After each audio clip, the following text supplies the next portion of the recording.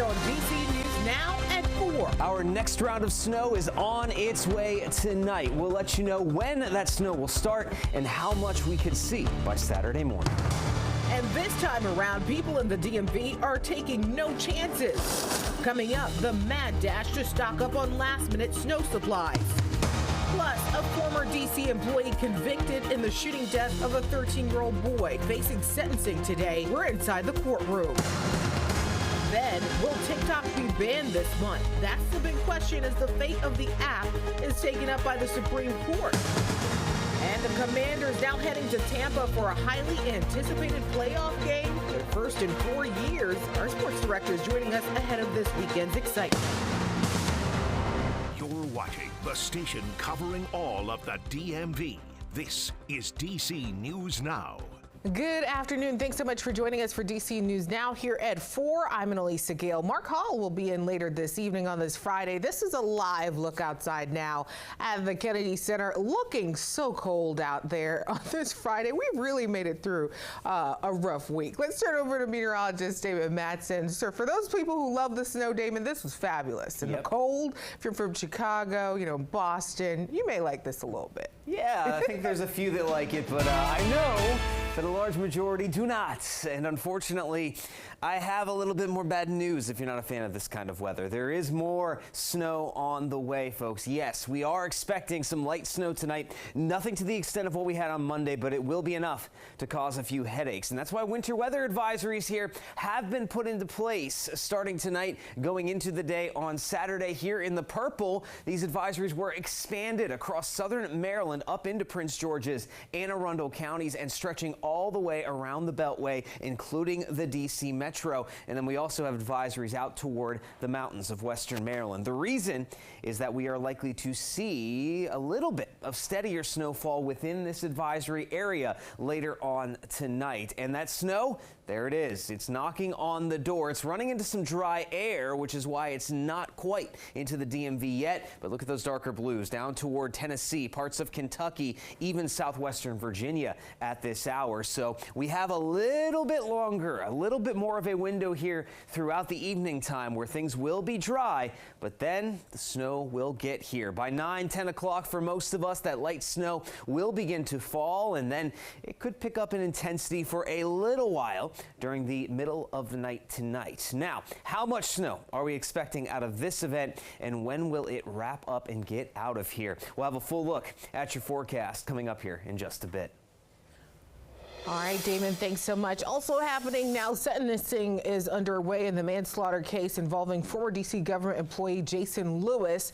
A jury finding him guilty of manslaughter in the 2023 shooting death of 13-year-old Karan Blake. Lewis says he acted in self-defense when he shot the teen on Quincy Street in Northeast Washington. He says he thought Blake was breaking into cars and said the teen ran toward him, causing him to fear for his life. Now, he's facing up to 45 years in prison. DC News Now's Daniel Hamburg is in the courtroom right now. He'll join us with a live report as soon as they make a decision. Also happening right now, it's been several days since the snowstorm earlier this week, and the work to clean up has been a challenge for many, especially in Prince George's County. Some say roads still have thick ice left over from Monday. During a news conference today, Acting County Executive Tara Jackson addressing the public, saying the county's efforts to clear the roads did not meet her expectations. Jackson also saying she plans to work closely with the Department of Public Works to review the mistakes that were made and to correct them. But with more snow on the way, some neighbors worry the county won't be prepared. Be out here looking over here to see if and when the county does stop by, and hopefully they can actually get us our roads clear within the stated 48-hour guideline that they provide us. We need to take a look at the timing of getting into our residential neighborhoods, and so we'll do that next week, and we'll be sure to make sure that we inform our residents of our any changes or adjustments that we make. Over 200 vehicles and 500 personnel have been working to clear the snow.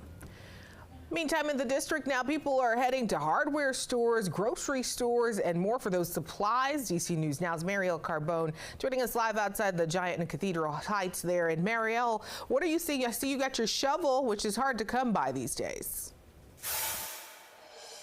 Yeah, they can be depending on where you go. Annalisa, people, they are already over the snow, and this is only the second call for snow so far this year. But people, they are out preparing, picking up those last-minute preparation items like the snow shovel, of course, and groceries from inside the store.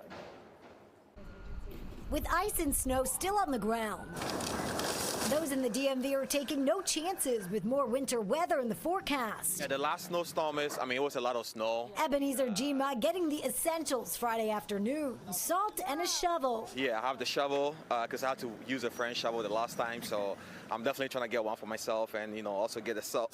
It's the same for Jun Chung, loading bags and bags of salt inside his car, all for the business he manages. We usually go through quite a bit. He's optimistic the winter weather won't be too bad this time. Although people tend to get overly cautious sometimes, but since we already had the worst of it, I think we'll be fine this time around. The district snow team says they're ready for whatever comes our way, keeping their fleet tuned up and ready to roll. We are ready. We're monitoring kind of like engine temperature, how that vehicle operates. Make sure you have four-wheel drive if you're parking on the street. Brejan McKinley plans to be off the roads and inside this weekend. Her car stocked up for winter recipes. I made lasagna soup last time, and then this time I'm making chicken soup and then got some more water. While others look forward to warmer weather. I'm just ready for summer.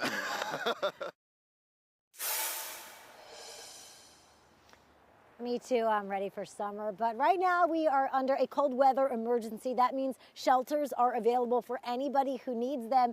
And Annalisa, if you know somebody who might need to go to a shelter to be transported there, you can just call 311 and they will connect you with the shelter hotline and help get transportation for that person. Reporting live in Northwest tonight, I'm Marielle Carbone, DC News Now. All right, Marielle, great tips. Thank you. You can always keep tabs on the forecast by scanning this QR code right here on your screen as well. It will take you directly to the current weather conditions we're tracking. And don't forget to download our free DC News Now weather app. It will deliver push alerts and notifications right to your phones. Well, right now, fire officials in Arlington are looking for a person of interest in a suspected arson. It happened Thursday morning in Crystal City on South 23rd Street. Investigators say an enclosed patio at a restaurant caught fire and spread to nearby businesses. They're asking people with Ring cameras to check between 4 to 6 a.m.